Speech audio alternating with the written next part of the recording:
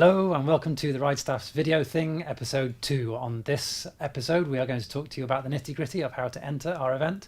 We're going to show off the merchandise and we are going to ask you to give our little baby a name.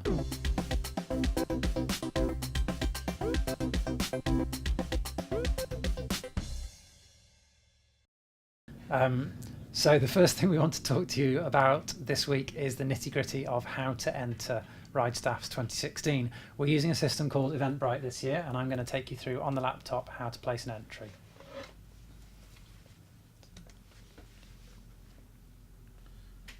Okay, so if you were, for example, on our homepage, ridestaffs.co.uk, you could click on either into Ride 22 or Ride 68, depending on which route you'd like to do this year. We're going to go to the Ride 68 page right now.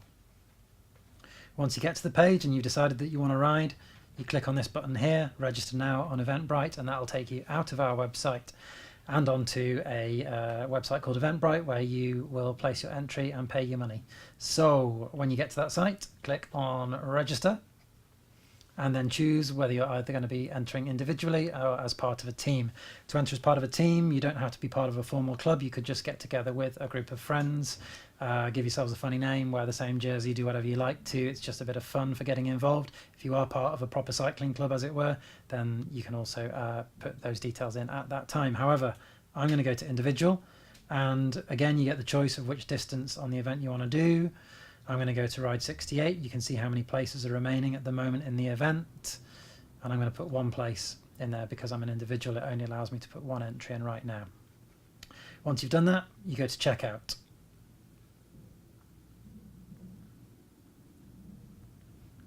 Okay, so you can see here on the checkout page, it gives you a summary of the ride that you've entered, the Eventbrite fees that you've been charged for processing that entry, and you can see there's a clock ticking down just here which tells you how long you've got to complete the entry process. We give you 20 minutes, after which either you'll have to start again or come back another day to complete the process. That just means that you can't be hogging a place in the event at the end when places are scarce.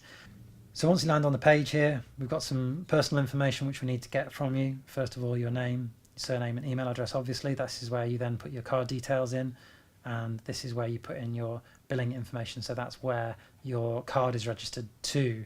And then we need to capture some details about you as the rider, so that's your things like your email address and your mobile telephone number in case we need to get in touch with you, your home address, and if you're buying any merchandise from us, and this particularly relates to the coffee from Has Been, if your shipping address is going to be different, then we need to put those details in there as well.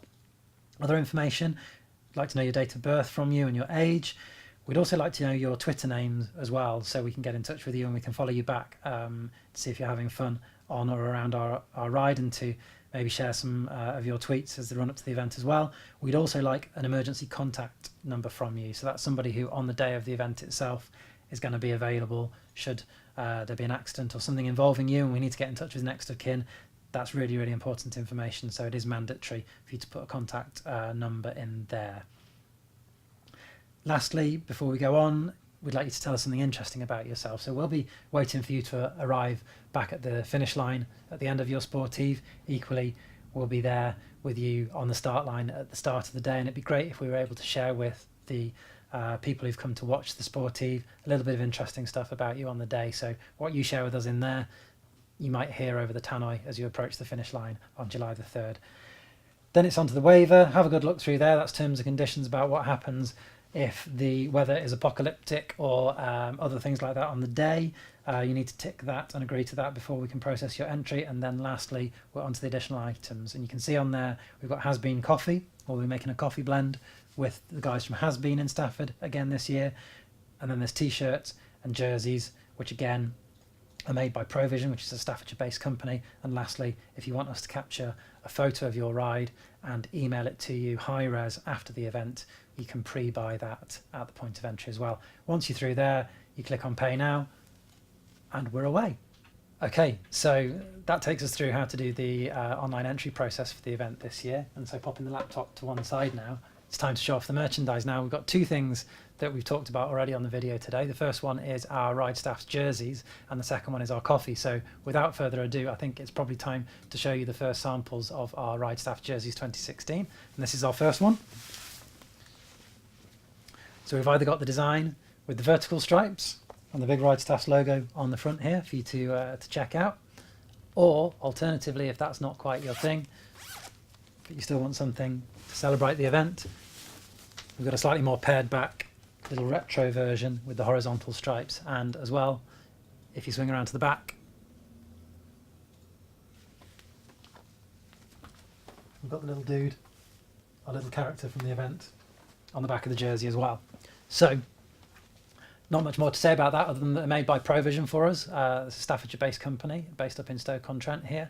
The jerseys are £40. You can either buy them at the point where you enter the event on Eventbrite, or alternatively, if you want to have a little bit more of a think about that, you can also buy them at a later date on the Provision website, and we'll probably pop up on the screen somewhere down here a little banner with that URL for you to have a look at your leisure. Okay, the other thing that we have to talk to you about, of course, is coffee. Now, at RideStaffs, we're massive coffee fans, and we're a huge fan of Has Been Coffee, partly because it's based in Staffordshire here, just down the road from where we have our cycling festival, but also because we're a huge fan of Steve and what the guys at Has Been do with the coffee. We think it's the best that you can get on the market, and we got together with them last year with a cyclist called Liam Holohan and another one called Andy Tennant to make our own festival blend, and we'll be doing the same again this year. So if you go to hasbeen.co.uk and have a look at what they have to offer, you can place your order for a bag of our festival coffee at the time when you enter the Sportive. Alternatively, if you want to wait till a little bit closer to the time, we will be selling it through hasbeen.co.uk closer to the event itself, but it'll only be available for a couple of weeks, 1 week before the event, 1 week afterwards, and when it's gone until 2017. So